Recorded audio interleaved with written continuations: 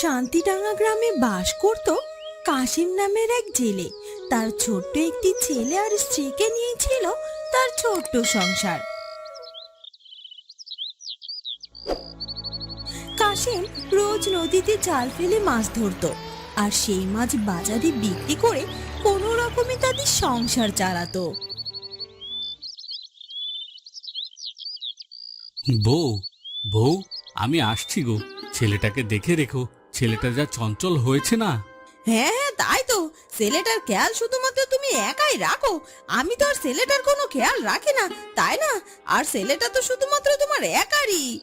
এ কি, আমি আবার এ কথা কখন বললাম বলো তো? আমি শুধুমাত্র বললাম ছেলেটার একটু খেয়াল রাখতে, এই আর কি। যাই হোক, এখন আর কথা বাড়িও না তো। আমি জাল নিয়ে নদীতে যাচ্ছি মাছ ধরতে। দেখি কিছু মাছ পেলে বিক্রি করে বাজার করে নিয়ে আসবো। হ্যাঁ হ্যাঁ হ্যাঁ, সেটাই করো। আর সকাল থেকে হাড়িতে একটা চালও নেই, দুপুর হলে ছেলেটা ক্ষুধার জন্য কাঁদবে। যাও যাও, তাড়াতাড়ি বাজার করে নিয়ে এসো ক্ষণ। তুমি চিন্তা করো না গো, আমি খুব তাড়াতাড়ি বাজারটা করে নিয়ে আসবো। আসলে কি করব বলো তো, বর্ষার মৌসুম ছাড়া মাছ জালে তেমন ওঠে না। নদীতে দিন দিন যেন মাছের সংখ্যা কমে যেতে শুরু করেছে গো। তবে তুমি চিন্তা করো না, আর কদিন পরেই তো বর্ষার মৌসুম শুরু হয়ে যাবে, আর নতুন জলের নতুন মাছ তো নদীতে ঝাঁকে ঝাঁকে আসতে শুরু করবে গো। তখন আমাদের এভাবে দিনে এনে দিন খেতে হবে না গো। দেখবে অনেক টাকা পয়সা রোজগার হবে। হ্যাঁ হ্যাঁ, তুমি ঠিকই বলেছো গো। আর এবার বর্ষার মৌসুম এলে বেশি করে পয়সা রোজগার করে জমিয়ে রাখবো, যেন যেন আমাদের শুকনার সময় এরকম কষ্ট না করতে হয় গো। হ্যাঁ গো, এবার থেকে সেটাই করব। যাই হোক, কথায় কথায় দেরি হয়ে যাচ্ছে, আমি যাই। বেশি দেরি করে গেলে যতটুকু মাছ পাই আজ ততটুকু পাবো না গো। ঠিক আছে, তাহলে তুমি যাও, আর যত তাড়াতাড়ি সম্ভব ফিরে এসো কিন্তু বাজার নিয়ে। এরপর কাশিম জাল নিয়ে নদীতে চলে যায় মাছ ধরতে।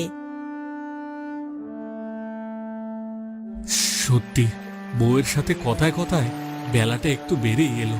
জানি না এখন কোনো মাছ পাবো কিনা, তারপরও কি আর করার, মাছ তো আমাকে ধরতেই হবে।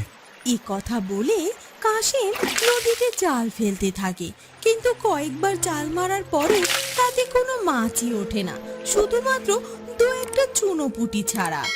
আজকে তো জালে একটাও মাছ উঠছে না। তার মানে কি আজ আমি একটু বেশি দেরি করে ফেলেছি? রোজ তো ভোরবেলায় মাছ ধরতে চলে আসি, আজকে মনে হচ্ছে বেলাটা একটু বেশি হয়ে গেছে। না না, তারপরও তো এত বেলা হয়নি এখনো, তো বাজারের দোকানপাট খোলেনি। আমি বরং আরো একটু চেষ্টা করি, দেখি মাছ পাই কিনা। এরপর কাশিম আবারও নদীতে জাল ফেলে। এবার তার জালে বেশ কয়েকটি মাছ উঠে আসে। এরপর আরো কয়েকবার জাল ফেলার পরে সামান্য কিছু মাছ ধরতে পারে কাশিম। এই তো কটা মাছ পেয়েছি মনে হচ্ছে। এখন আর বেশি একটা মাছ পাবো না, তাই আর দেরি না করে সকাল সকাল বাজারে গিয়ে মাছ বেচে আসি। আর যদি দেরি করে বাজারে যাই তাহলে কেউ তখন আমার মাছ কিনবে না। বাজারে সব মাছের দোকানপাট খুলে দিলে সবাই তাদের কাছ থেকেই মাছ কিনবে, কারণ তাদের কাছে কত দেশি বিদেশি মাছ থাকে। এই কথা বলে কাশিম তাড়াতাড়ি করে বাজারে চলে যায়, আর সকাল সকাল সব মাছ বিক্রি করে কিছু বাজার নিয়ে বাড়িতে ফিরে যায়। কিরে রামু, আজ বাজার থেকে কত টাকা খাজনা তুললি বলতো? এই তো মোড়ল মশাই, বেশ কিছু টাকা খাজনা তুলেছি, ওই যে রোজকার মতো আর কি। তবে দিন দিন খাজনার পরিমাণটা কেমন যেন কমে যাচ্ছে। কেন রে, হঠাৎ করে খাজনার পরিমাণ এভাবে কমে যাচ্ছে কেন? সব দোকানিরা কি খাজনা দেয় না ঠিক মতো? না না মোড়ল মশাই, সবাই যদি ঠিক করেই খাজনা দিত তাহলে তো এর থেকে অনেক বেশি খাজনার টাকাটা উঠতো। কিন্তু এখন বাজারে সব দোকানদার খাজনা দিতে চায় না। আমি যদি যাই তাহলে উল্টো পাল্টা আমার সাথে ঝগড়া করে বকাঝকা শুরু করে দেয়। তারপর যারা খাজনা দিতে চায় শুধুমাত্র তাদের কাছ থেকেই খাজনা দিয়ে বাড়ি ফিরি। কি বলছিস কি তুই? আমার বাজারের দোকানদাররা আমাকে খাজনা দিতে চায় না? এত বড় সাহস ওদের! আমি এক্ষুনি এক্ষুনি যাব বাজারে, আমার সাথে চল, আর জিজ্ঞাসা করব কেন ওরা খাজনা দিতে চায় না। এরপর মোড়ল রামুকে নিয়ে বাজারে গিয়ে হাজির হয়ে যায়। হে কি গো, শুনলাম তোমরা কেউ নাকি আমাকে খাজনা দিতে চাও না। বলি তোমাদের এখানে ব্যবসা করার ইচ্ছে আছে নাকি? তোমাদের সব কটাকে ঘাড় ধরে বাজার থেকে উঠিয়ে দেব। মাফ করবেন মোড়ল মশাই, আপনি শুধুমাত্র আমাদের কাছে এভাবে খাজনা তুলছেন কারণ আমরা এখানে দোকান করি বলে, অথচ যে ভোরবেলা কয়েকজন ছেলে এসে এখানে মাছ বিক্রি করে চলে যায়, কোনো খাজনাই দেয় না, সেক্ষেত্রে কিছু হয় না নাকি? কি বলছিস কি? ভোরবেলা এই বাজারে এসে মাছ বিক্রি করে চলে যায়, তাও আবার খাজনা না দিয়ে? কে আবার? কাশেম মাঝি।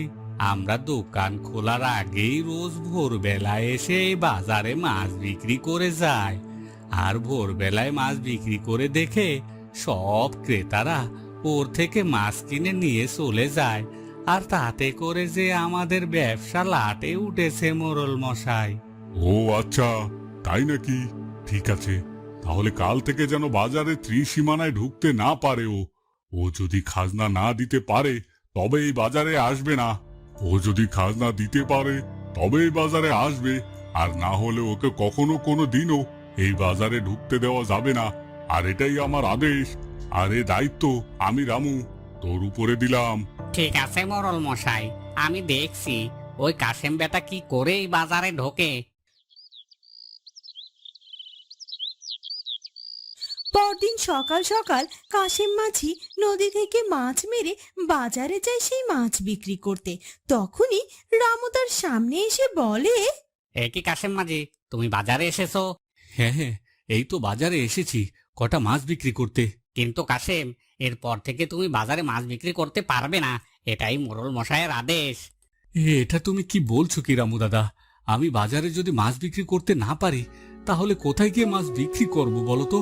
ঠিক আছে, তুমি যদি মাছ বিক্রি করতে চাও তাহলে তোমাকে এই বাজারে বসার জন্য প্রতিদিন মোড়ল মশাইকে খাজনা দিতে হবে।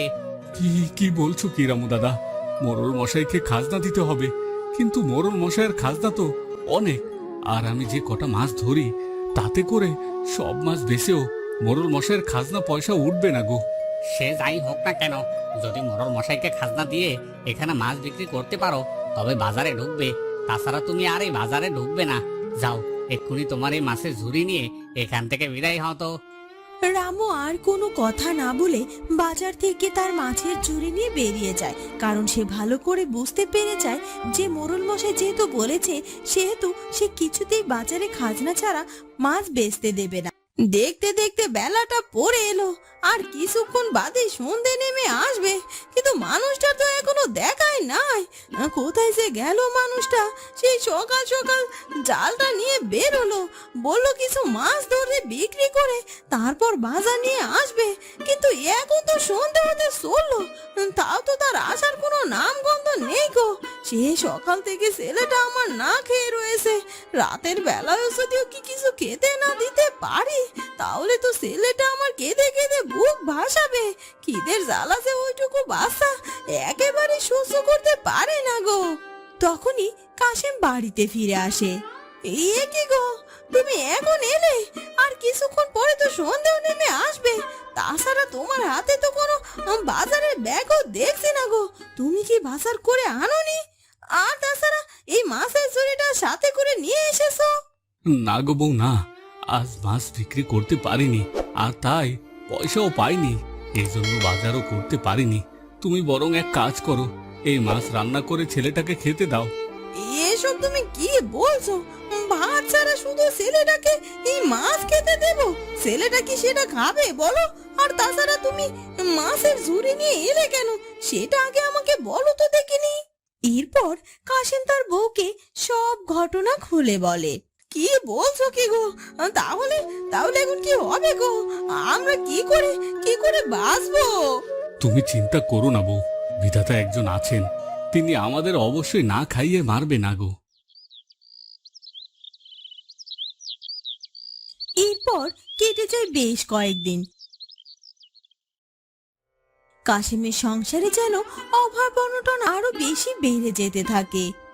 না না, এভাবে আর চলে না, আমাকে কিছু একটা করতে হবে। ছেলেটাকে এভাবে দিনের পর দিন আর না খাইয়ে রাখতে পারছি না। আমি আজ আবার গিয়ে নদীতে মাছ ধরবো, দেখি কোনোভাবে সেই মাছগুলো বিক্রি করা যায় কিনা। এরপর কাশেম নদীতে যায়, আর এবার সে তার নৌকা নিয়ে মাছ নদীতে গিয়ে জাল ফেলে। আর এবার নদীতে জাল ফেলার সাথে সাথে ঝাঁকে ঝাঁকে রূপালী ইলিশ মাছ তার জালে উঠে আসে। এ কি, আজ আমার জালে এতগুলো ইলিশ মাছ ধরা পড়েছে। সত্যি সত্যি মনে হচ্ছে আজকে আমার কপালটা বেশ ভালো। আমি বরং আরো দুই একবার জাল মেরে দেখি। এরপর কাশেম আরো কয়েকবার নদীতে জাল মারার সাথে সাথে আরো অনেকগুলো রূপালী ইলিশ উঠে আসে, এমনকি রূপালী ইলিশে তার নৌকা পরিপূর্ণ হয়ে যায়। আজ এত ইলিশ মাছ উঠেছে, আজ আমি বাজারে গিয়ে এই ইলিশ মাছগুলো বিক্রি করব। আর এই ইলিশ মাছের তো অনেক দাম। এই মাছ বিক্রি করে সামান্য একটি খাজনা দিলে আমার টাকা কমবে না। যাই বরং আমি নৌকাটা পাড়ে নিয়ে যাই। তখনই কাশেম দেখতে পায় অন্য একটি নৌকায় করে একজন লোক তার দিকে এগিয়ে আসছে। কি গো মাঝি ভাই, মনে হচ্ছে আজ অনেক ইলিশ উঠেছে। তা তোমার ইলিশের দাম কত বলো? আমি তোমার নৌকা থেকে সবগুলো ইলিশ কিনে নিয়ে শহরে যাব। সত্যি বলছেন আপনি? ঠিক আছে, তবে আজ আমাকে বাজারে যেতে হবে না। নৌকা থেকেই আমার সব মাছ বিক্রি হয়ে যাবে। হ্যাঁ, শুধু আজ নয় গো, এরপর থেকে আমার যখনই মাছের দরকার হবে তোমার কাছে এসে আমি সব মাছ কিনে নিয়ে যাব। তোমাকে বাজারে যেতে হবে না। এরপর কাশেম তার সব মাছ বিক্রি করে ব্যাগ ভর্তি বাজার করে নিয়ে বাড়িতে ফিরে যায়। বাড়িতে ফিরে তার বউয়ের কাছে সব কথা খুলে বলে। তার বউ তো এই সব কিছু শুনে অনেক খুশি হয়। এসব কি বলছো কি গো তুমি? তার মানে সত্যি বিধাতা আমাদের দিকে মুখ তুলে চেয়েছেন গো। তোমাকে এখন আর বাজারে গিয়ে ওই খাজনা দিয়ে মাছ বেচতে হবে না গো। ওই নৌকা থেকেই তোমার সব মাছ বিক্রি হয়ে যাবে। আর ওই পাজি মোড়লটাকে তোমাকে 1 টাকাও খাজনা দিতে হবে না গো। ঠিক বলেছো তুমি বউ। ওই মোড়লের খাজনার ভয়ে অনেক গরিব জেলেরাও ওই বাজারে বসতে পারে না। তবে এখন থেকে আমি সেই সব গরিব জেলেদের নিয়ে নৌকায় বাজার বসাবো, যাতে করে নিজের নৌকায় সবাই তাদের মাছ বিক্রি করতে পারে, আর যেন কাউকে কোনো খাজনাও না দিতে হয়।